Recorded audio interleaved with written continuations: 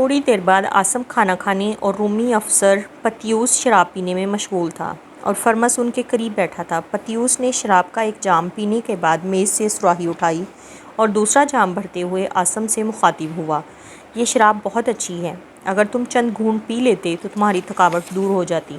آسم نے جواب دیا، گھر سے نکلتے وقت میں نے اپنے والد اور بھائیوں کی قبروں پر کھڑے ہو کر یہ قسم کھائی تھی کہ میں ان کے قاتلوں سے انتقام لیے بغیر شراب کو ہاتھ نہیں لگاؤں گا، اور میں اپنے عہد پر قائم رہنا چاہتا ہوں۔ اپنا فرض ادا کرنے کے بعد میں اچھی اور بری شراب میں تمیز نہیں کروں گا۔ آسم اور فرمس سے کچھ دیر باتیں کرنے کے بعد پتیوس نے ان سے اجازت لی اور گھوڑے پر سوار ہو گیا۔ 3 سپاہی جنہیں اس نے شامی رئیس کو یروشلم پہنچانے کا حکم دیا تھا، سرائے میں رک گئے اور باقی 2 اس کے ساتھ چل دیے۔ یہ 3 سپاہی پتیوس کے باہر نکلتے ہی شراب پر ٹوٹ پڑے اور انہوں نے دیکھتے ہی دیکھتے سراہی خالی کر دی۔ فرمس نے ایک اور سراہی منگوا کر ان کے سامنے رکھتے ہوئے کہا، یہ اپنے ساتھ لے جاؤ، تمہارے ساتھیوں کا حصہ بھی اس میں شامل ہے۔ تھوڑی دیر کے بعد سپاہی اپنے قیدی کو لے کر چل دیے، لیکن آسم کو گھوڑے کی نال بندی کے انتظار میں رکنا پڑا۔ پھر جب اس نے فرمس سے رخصت چاہی تو اس نے کہا، دیکھیے اتنی جلدی نہ کیجیے، اب شام ہونے والی ہے، آپ رات یہیں قیام کریں، میں علی الصبح آپ کو روانہ کر دوں گا۔ اگر آپ یہاں میری خاطر نہیں ٹھہر سکتے تو کم از کم میری بیوی اور بچی کو ریا ادا کرنے کا موقع دیں۔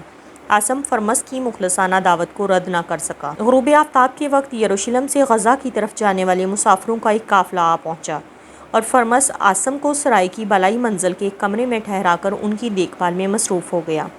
یہ کشادہ کمرہ جو صرف حکام اور رؤسا کے لیے مخصوص تھا، عجم کے ان تکلفات سے آراستہ تھا جن سے ایک عرب کی نگاہیں ناآشنا تھیں۔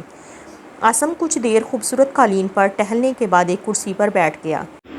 تھوڑی دیر بعد عباد ہامتا ہوا کمرے میں داخل ہوا اور بولا، اگر آپ اجازت دیں تو وہ 2 گھوڑے ابھی فروخت ہو سکتے ہیں، ایک تاجر ان کے بدلے 2 تلواریں اور ریشم کی چند چادریں دینے کو تیار ہے۔ میں ان گھوڑوں کو ساتھ لے جانا خطرناک سمجھتا ہوں، اگر یروشلم میں اس شامی کے قبیلے کے کسی آدمی نے انہیں پہچان لیا تو ہم مشکل میں پھنس جائیں گے۔ سرائے کے مالک کا بھی یہی خیال ہے کہ اگر گھوڑے یہیں بک جائیں تو بہتر ہوگا۔ آسم نے کہا، آج قدرت ہمارے حال پر بہت مہربان ہے، میں بھی ان گھوڑوں کے متعلق سوچ رہا تھا، تم جاؤ اور انہیں بلا توقف فروخت کر دو، لیکن میں تمہاری ایک بات سے بہت خفا ہوں۔ تمہیں معلوم ہے کہ اگر وہ رومی افسر سرائے کے مالک کا دوست نہ ہوتا تو آج تم چوری کے جرم میں پکڑے جاتے۔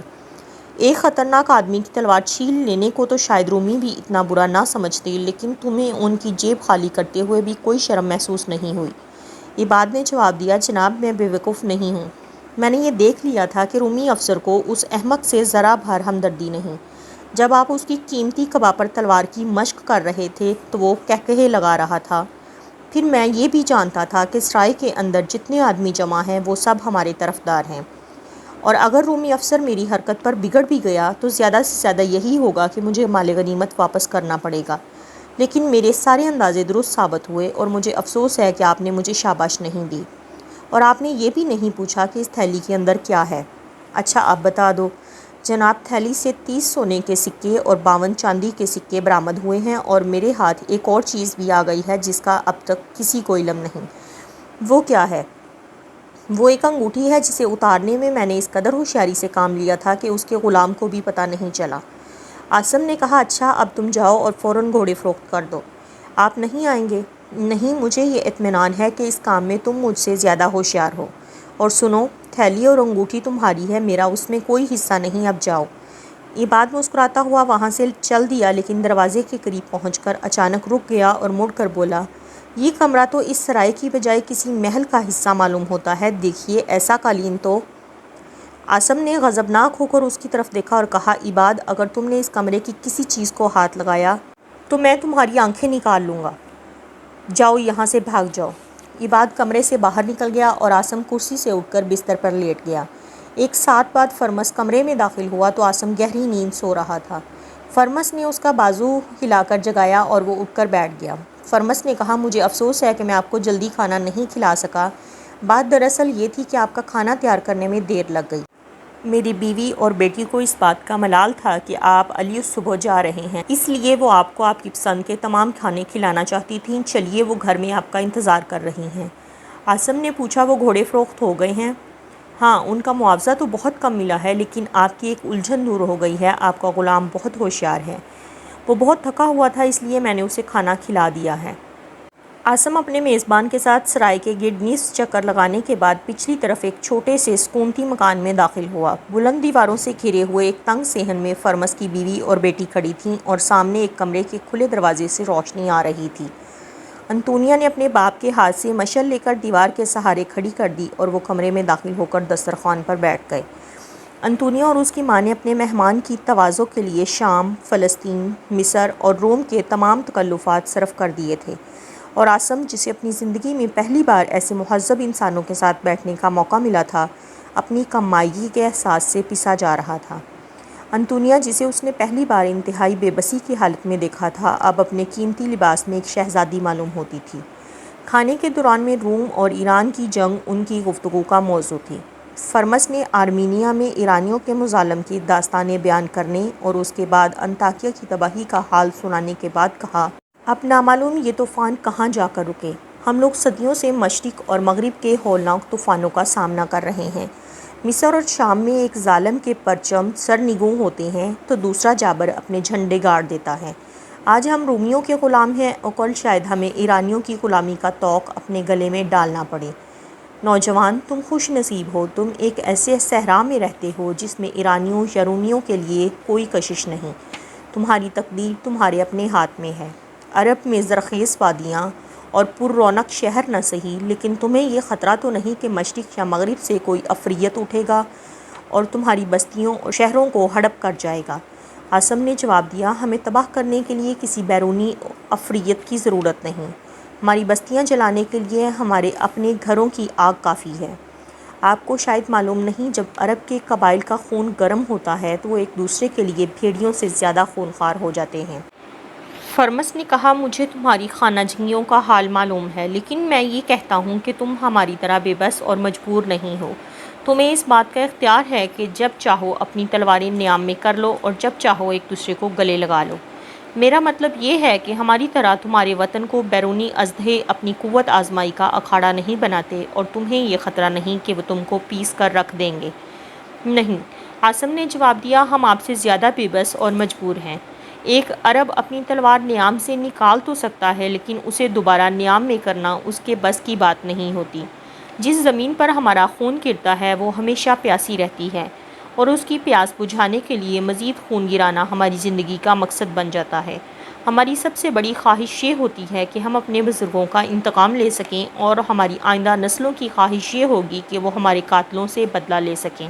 اگر روم اور ایران کے سپاہی اپنے شہنشاہوں کی فتوحات کے لیے جنگ کرتے ہیں تو ہم اپنے اپنے قبیلے کی طاقت کا لوہا منوانے کے لیے ایک دوسرے کا خون بہاتے ہیں۔ فرمس نے کہا، تمہاری باتوں سے معلوم ہوتا ہے کہ تم اپنے ملک کی اس صورتحال سے خوش نہیں ہو۔ اگر عرب کے ہر قبیلے میں تم جیسے چند نوجوان پیدا ہو جائیں تو وہاں ایک خوشگوار انقلاب آ سکتا ہے۔ عاصم نے کہا، میں صرف اپنے گھر سے کوسوں دور بیٹھ کر ایسی باتیں کر سکتا ہوں۔ ممکن ہے کہ میرے دل و دماغ پر یہاں کی آب و ہوا کا اثر ہو، لیکن عرب کی ہوا میں سانس لینے کے بعد اپنے قبیلے کی عزت کے لیے لڑنا یا اپنے عزیزوں اور دوستوں کا انتقام لینا میرے لیے زندگی کا سب سے اہم مسئلہ بن جائے گا۔ اپنے باپ اور بھائیوں کی روحوں کی پیاس مجھے ایک لمحہ کے لیے بھی چین سے نہیں بیٹھنے دے گی۔ فرمس نے مغموم لہجے میں کہا، لیکن مجھے اس بات کا یقین نہیں آ سکتا کہ تم جیسا رحم دل آدمی، جس نے ایک بے بس مصری کی خاطر اپنی جان خطرے میں ڈال دی تھی، محض انتقام کے لیے قطروں کا رد کرنے پر آمادہ ہو جائے گا۔ عاصم نے جواب دیا، میں بلا وجہ اتنی دور تلواریں خریدنے نہیں آیا تھا۔ فرمس کی بیوی نے، جو اب تک خاموشی سے ان کی گفتگو سن رہی تھی، اپنے شوہر سے کہا، آپ ان سے بحث کیوں کرتے ہیں؟ ممکن ہے کہ انہوں نے اپنے دشمن کے ہاتھوں نقصان اٹھایا ہو اور انہیں لڑائی سوا تلافی کی کوئی صورت نظر نہ آتی ہو۔ انہوں نے ہم پر احسان کیا ہے اور آپ کو اس وقت صرف یہ سوچنا چاہیے کہ ہم ان کے احسان کا کیا صلہ دے سکتے ہیں۔ عاصم نے کہا، مجھے آپ کی نیک دعاؤں کے سوا کسی صلے کی ضرورت نہیں۔ فرمس نے کہا، اگر ہم آپ کو سونے یا چاندی کے چند سکے پیش کریں تو یہ ہمارے جذبہ تشکر کی توہین ہوگی، لیکن آپ کو تلواروں کی ضرورت ہے، اور میری بیوی آپ کے لیے سرائے میں ٹھہرنے والے مسافروں سے 2 تلواریں خرید چکی ہے۔ مجھے امید ہے کہ آپ ان کا یہ تحفہ خوشی کے ساتھ قبول فرمائیں گے۔ فرمس کی بیوی نے کہا، انطونیہ نے آپ کے نوکر کو شامی رئیس اور اس کے غلام کی تلواریں چھینتے دیکھا تھا، اور یہ اس وقت سے آپ کو 2 مزید تلواریں پیش کرنے پر مصر تھی۔ آسم نے کہا میں آپ کا شکریہ ادا کرنا چاہتا ہوں، ان دنوں واقعی ہمیں تلواروں سے زیادہ کسی چیز کی ضرورت نہیں۔ تھوڑی دیر بعد جب وہ کھانے سے فارغ ہو چکے تھے، انتونیا برابر کے کمرے سے 2 تلواریں لے آئی اور آسم کو پیش کرتے ہوئے بولی، ایک بہادر شخص کے لیے تلوار سے بہتر کوئی اور تحفہ نہیں ہو سکتا۔ اگر میرا بھائی آج زندہ ہوتا تو میں ایک تلوار اس کی کمر سے باندھتی اور اس سے کہتی کہ اس شریف آدمی نے ہماری عزت بچائی ہے، اس لیے آج سے اس کے دوست ہمارے دوست اور اس کے دشمن ہمارے دشمن ہیں۔ تم اگر میرے بھائی ہو تو احسان مندی کا تقاضا یہ ہے کہ ان کو ساتھ لے جاؤ۔ انتونیا پہلی بار اس سے ہم کلام ہوئی تھی۔ آسم کچھ دیر ایک طرح کی مرعوبیت کے احساس سے خاموش رہا۔ بالآخر اس نے تلواریں اپنے پاس رکھ لیں اور کہا، اگر آپ کا بھائی زندہ ہوتا تو میں اس سے کہتا کہ مجھ سے زیادہ تمہاری بہن اور تمہارے والدین کو تمہاری ضرورت ہے، اور جو شخص اپنے باپ اور بھائیوں کے خون کا بدلہ نہیں لے سکا، اسے ایک اجنبی کو اپنے مصائب میں حصہ دار بنانے کا کوئی حق نہیں پہنچتا۔ فرمس نے کہا، پچھلے ہفتے مکہ کے جو تاجر یہاں ٹھہرے تھے، انہوں نے مجھے بتایا تھا کہ وہاں ایک نبی نیکی، رواداری اور عدل و انصاف کی تعلیم دیتا ہے۔ یہ لوگ اس کی تعلیم کا مذاق اڑاتے تھے، تاہم انہیں اس بات کا اعتراف ضرور تھا کہ مکہ کا نبی عرب کے شریف ترین خاندان سے تعلق رکھتا ہے، اور جو چند لوگ اس کی صداقت پر ایمان لا چکے ہیں وہ اہل مکہ کے ہاتھوں بدترین اذیتیں اٹھانے کے باوجود اپنے عقیدے پر قائم ہیں۔ میں نے ان سے پوچھا تھا کہ نبوت کا دعویٰ کرنے سے پہلے اس کی زندگی کیسی تھی، اور وہ یہ کہتے تھے کہ نبوت کا دعویٰ کرنے سے پہلے وہ اپنی راست بازی، حق گوئی اور دیانتداری کے لیے مشہور تھا، اور جن لوگوں کو ان سے سابقہ پڑا تھا وہ اس کے صادق اور امین ہونے کی گواہی دیتے تھے۔ آسم نے کہا، میں نے مکہ کے نبی کے متعلق یہ سنا ہے کہ وہ ہماری قبائلی اور خاندانی عصبیتوں کا مخالف ہے اور ہمارے تمام خداؤں کو جھٹلا کر صرف ایک خدا کی تعلیم دیتا ہے۔ بعض لوگ یہ کہتے ہیں کہ وہ ایک جادوگر ہے، لیکن اگر وہ واقعی نبی ہے تو بھی اہل عرب کوئی ایسا دین قبول کرنے کو تیار نہیں ہوں گے جو مساوات کی تعلیم دیتا ہو اور اعلیٰ اور ادنیٰ انسانوں کو ایک ہی صف میں دیکھنا چاہتا ہو۔ میں نے سنا ہے کہ مکہ کی گلیوں میں اس نبی کا مذاق اڑایا جاتا ہے، اور اس کے اپنے قبیلے کے لوگ جن کی عصبیت ان کے لیے سہارا بن سکتی تھی اس کے راستے میں کانٹے بچھاتے ہیں۔ اگر چند مفلس اور نادار لوگ یا 2-4 اچھی حیثیت کے آدمیوں پر اس کا جادو چل گیا ہے تو یہ کوئی کامیابی نہیں۔ میں نے کبھی اس نبی کے متعلق سنجیدگی سے نہیں سوچا، اور آپ کو بھی سنی سنائی باتوں سے متاثر نہیں ہونا چاہیے۔ عرب کی پیاسی ریت تو بڑے بڑے دریاؤں کو جذب کر لیتی ہے، پھر وہاں ایک ایسا نبی کیسے کامیاب ہو سکتا ہے جس کی تعلیم کا نقطۂ آغاز ہی ان عصبیتوں کے خلاف ایک اعلان جنگ ہے جو ہمارے لیے اپنے بے شمار خداؤں سے بھی زیادہ مقدس ہیں۔ فرمس نے کہا، اس دنیا پر آج جو تاریکیاں مسلط ہیں وہ اس سے پہلے کبھی نہ تھیں۔ انسانی ضمیر کسی نجات دہندہ کو پکار رہا ہے۔ خدا اپنے بندوں کو ہمیشہ کے لیے اس حال میں نہیں چھوڑ سکتا۔ وہ جس کی آمد کے متعلق ہمارے بزرگان دین بارہا بشارت دے چکے ہیں، ضرور آئے گا۔ دعائیں جو آج سسکتے ہوئے بے بس انسانوں کے دل سے نکل رہی ہیں یقیناً مستجاب ہوں گی۔ وہ ضرور آئے گا، اور زمین و آسمان کے مالک کی ساری رحمتیں اس کے ہم رکاب ہوں گی۔ اس کے جمال سے مایوس نگاہوں میں امید کے چراغ روشن ہوں گے، اور اس کے جلال سے کیسر و کسریٰ کے ایوان لرز اٹھیں گے۔ ناداروں اور مظلوموں کو اس کی حمیت میں پناہ ملے گی۔ مجروح اور ستم رسیدہ انسانوں کے سر پر اس کا ہاتھ خدا کا ہاتھ ہوگا، لیکن کاش ہمیں یہ معلوم ہوتا کہ وہ کب اور کس جگہ مبعوث ہوگا۔ فرمس کی گفتگو کے دوران آسم کو ایسا محسوس ہو رہا تھا کہ اس کی نگاہیں انسانی ادراک کی سرحدوں سے آگے کسی خلا کی وسعتوں میں پرواز کر رہی ہیں۔ اس نے کچھ دیر سوچنے کے بعد پوچھا، آپ کیسر اور کسریٰ دونوں کے مخالف ہیں؟ فرمس مسکرایا، یہ باتیں ابھی آپ کی سمجھ میں نہیں آئیں گی، اور آسم کو یہ مسکراہٹ اس آدمی کی مسکراہٹ سے یکسر مختلف نظر آئی جسے وہ صرف ایک سرائے کے مالک کی حیثیت سے جانتا تھا۔ علیہ صبح جب آسم اپنے نیک دل میزبان سے الوداعی مصافحہ کر رہا تھا، فرمس نے کہا، میں آپ سے 2 باتیں کہنا چاہتا ہوں۔ ایک یہ کہ اگر آپ کبھی دوبارہ یہاں آئیں تو میرے گھر کا دروازہ آپ کے لیے کھلا ہوگا۔